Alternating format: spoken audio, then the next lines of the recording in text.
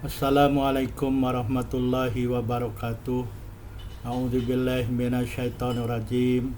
Bismillahirrahmanirrahim. Alhamdulillahi rabbil alamin. Wa bihi nasta'inu ala umurid dunya waddin. Asyhadu an la ilaha illallah wahdahu la syarikalah wa asyhadu anna Muhammadan abduhu wa rasuluh la nabiyya ba'dah. Allahumma shalli ala Muhammad wa ala ali Muhammad kama shallaita ala ali Ibrahim innaka Hamidum Majid. Allahumma barik ala Muhammad wa ala ali Muhammad kama barakta ala ali Ibrahim innaka Hamidum Majid. Subhanaka la ilma lana illa ma 'allamtana innaka antal alimul hakim. Rabbi shrah li sadri wa yassir li amri wahlul 'uqdatam min lisani yafqahu qawli. Amma ba'd.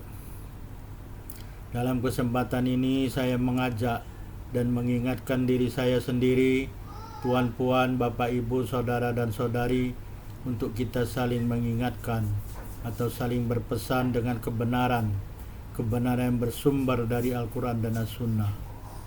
Tuan-puan, bapak ibu, saudara dan saudari sekalian yang dirahmati Allah Subhanahu wa ta'ala, dalam video sebelumnya kita telah membincangkan mengenai 3 waktu sholat zuhur. Dalam kesempatan kali ini kita akan membincangkan waktu sholat asar. Imam An-Nawawi mengatakan kalangan ulama Syafi'i berpendapat bahwa masuknya waktu sholat asar apabila panjang bayangan setiap sesuatu adalah sama dengan panjang sesuatu tersebut. Apabila telah habis waktu sholat zuhur, maka tidak ada waktu yang bersatu di antara waktu sholat zuhur dan waktu sholat asar, dan tidak ada pemisah di antara kedua-dua waktu. Ada beberapa hadis yang menjadi dalil awal waktu sholat asar. Hadis yang pertama adalah hadis yang diriwayatkan dari Ibnu Abbas radhiyallahu anhu. Hadis ini disebut juga hadis Jibril.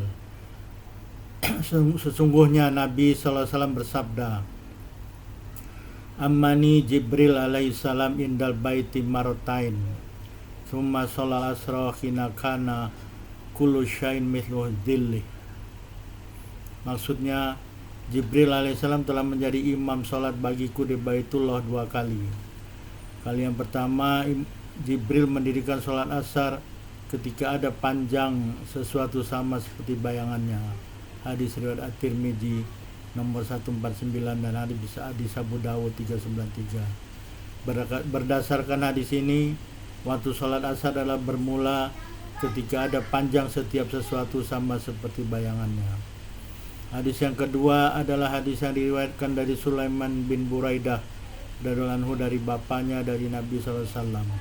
Sungguhnya seorang laki-laki bertanya kepada Nabi SAW tentang waktu sholat. Lalu Rasulullah SAW bersabda kepadanya, Shalli ma'ana hadaini ya'nil yaumain Thumma marafa qamal asr wa syamsu murtafi'atun bayda nakiyah. Maksudnya, sholalah kamu bersama kami, kata Rasulullah, selama 2 hari ini. Pada hari yang pertama, Rasulullah memberi amaran kepada Bilal radhiyallahu anhu.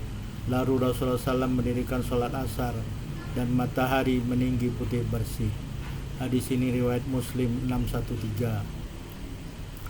Berdasarkan hadis ini, waktu sholat asar adalah bermula ketika matahari meninggi putih bersih. Hadis yang ketiga adalah hadis yang diriwayatkan dari Abu Musa al-Asy'ari radhiyallahu anhu dari bapaknya dari Rasulullah SAW. Sungguhnya telah datang seorang laki-laki yang bertanya kepada Rasulullah mengenai waktu-waktu sholat. Rasulullah SAW tidak menjawabnya sesuatu pun. Bapaknya Abu Musa mengatakan, Tsumma marafa qoma bil asr wasyamsu murtafi'ah. Maksudnya, kemudian Rasulullah SAW memberi amaran kepada manusia. Lalu Rasulullah SAW mendirikan sholat asar dan matahari telah meninggi. Hadis Muslim riwayat Muslim nomor 614. Berdasar hadis ini, waktu sholat asar adalah bermula ketika matahari telah meninggi. Adapun akhir waktu sholat asar adalah terbenamnya matahari. Waktu akhir ini adalah waktu yang sahih yang dinaskan oleh Imam Asy-Syafi'i. Jumhur ulama Syafi'i mengatakan dan memutuskan waktu akhir salat asar dengan pendapat ini. Dalil akhir waktu salat asar ini adalah hadis yang diriwayatkan oleh Abu Hurairah radhiyallahu anhu. Sungguhnya Rasulullah sallallahu alaihi wasallam telah bersabda, "Man adraka minas subh rakaatan qabla an tatlu asyams faqad adraka subh wa man adraka rakaatan minal asr qabla an taghruba syams faqad adraka al-asr." Maksudnya, sesiapa yang mendapatkan satu rakaat dari sholat subuh yang dia sholat sebelum matahari terbit, maka sungguh dia telah mendapati sholat subuh.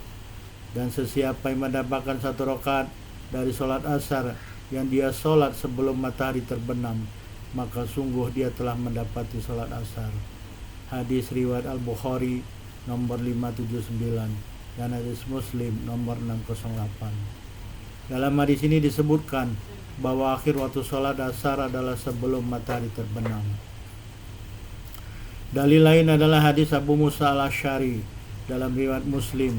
Bapaknya Abu Musa mengatakan, "Tsumma akharal asr hatta sarafa minha wal qail yaqul qadih marrati syams." Maksudnya, Rasulullah SAW mengakhirkan sholat asar sehingga ketika Rasulullah SAW selesai dari sholat asar dan seseorang mengatakan, "Sesungguhnya matahari telah memerah." Hadis riwayat Muslim nomor 614. Imam Manawi mengatakan bahwa adapun hadis Jibril adalah hadis dalil untuk waktu ikhtiar, bukan waktu yang akhir atau waktu jawas. Hadis Jibril adalah hadis yang telah disebutkan di awal tadi, yaitu hadis dari Ibnu Abbas. Sungguhnya Nabi SAW bersabda, "Tsumma sholal asar hina kana dilu kulli syai'in mithlai."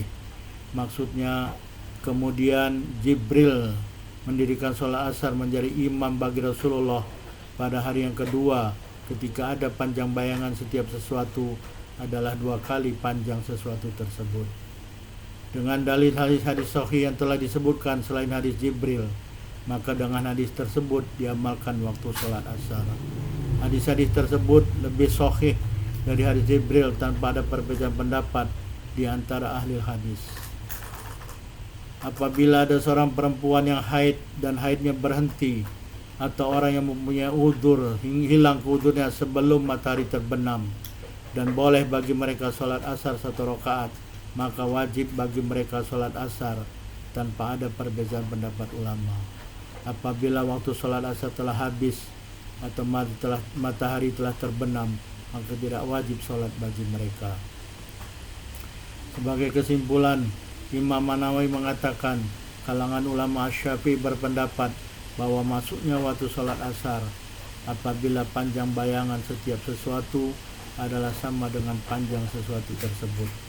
Adapun akhir waktu sholat asar adalah terbenamnya matahari. Jumhur ulama Syafi'i memutuskan waktu akhir sholat asar dengan pendapat ini.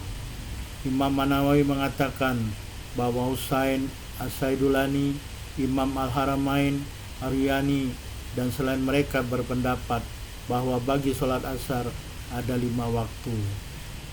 Waktu sholat asar yang pertama adalah waktu fadilah. Waktu fadilah yaitu waktu dari awal waktu sehingga panjang bayangan seseorang 1,5 kali panjang orang tersebut. Ini adalah waktu utama sholat asar. Waktu sholat asar yang kedua adalah waktu ikhtiar, yaitu waktu sehingga panjang bayangan 2 kali panjang orang tersebut. Ini adalah pendapat ulama Syafi'i dan ulama. Abu Hanifah mengatakan bahwa waktu ini berterusan sehingga matahari berwarna kuning. Waktu sholat asar yang ketiga adalah waktu jawas yang tidak makruh, yaitu waktu sehingga matahari berwarna kuning. Waktu sholat asar yang keempat adalah waktu jawas yang makruh, yaitu waktu ketika matahari berwarna kuning sehingga matahari terbenam.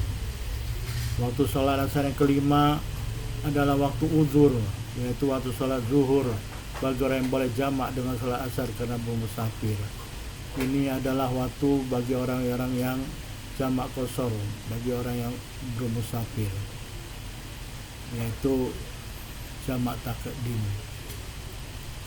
At-Tirmidzi telah menukil dari Imam Asy-Syafi'i dan ulama selain Asy-Syafi'i bahwa makruh mengakhirkan sholat asar.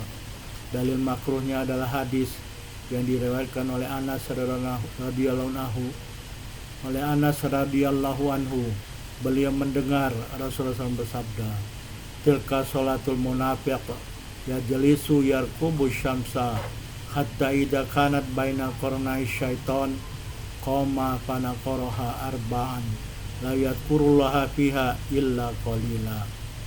Maksudnya itu adalah salat orang munafik. Dia duduk menunggu matahari sehingga apabila matahari ada di antara dua tanduk syaitan, maknanya matahari terbenam. Ketika matahari terbenam, baru dia mendirikan sholat asar 4 rakaat, sholat yang terburu-buru dan tidak menyebut atau mengingat Allah Subhanahu wa taala dalam sholat tersebut kecuali sedikit masa. Jadi orang-orang munafik ini selalu sholat, mengakhirkan sholat sampai waktu sholat habis, dan dia tidak mengingat dalam sholatnya terhadap Allah kecuali sedikit masa, dan sholatnya terburu-buru. Inilah salah satu tanda orang munafik, dia sholatnya terburu-buru dan selalu di akhir waktu. Tuan-puan, bapak ibu, saudara dan saudari sekalian yang dirahmati Allah Subhanahu wa taala, kita telah sampai di akhir tausiah atau mudzakarah pada kesempatan ini.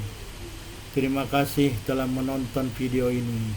Fastabiqul khairat, berlomba-lombalah dalam berbuat kebaikan. Subhanakallahumma wa bihamdika asyhadu an la ilaha illa anta wa astaghfiruka wa atubu ilaik.